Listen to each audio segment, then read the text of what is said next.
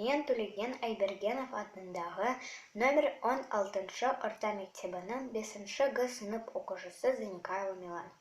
Абай Кунанбаев, 9-шы қара сөзі. Адам ата-анадан туғанда есті болмайды.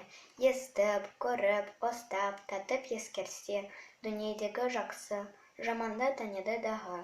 Сондайдан білгені, көргені көп болған адам білімді болады.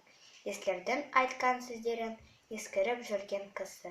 Өзі де есті болады. Арбы естілік, жүрге өзі іске жарамайды. Сол ескердің естіп, білген жақсы нәрселерін ескерсе, жаман деген сақтанса, сонда іске жарайды, сонда адам десе болады.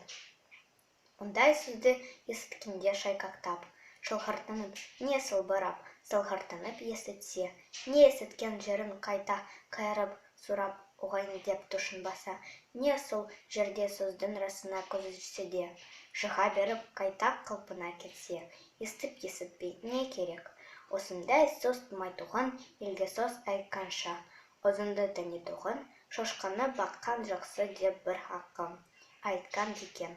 Сол секілді сөз болады.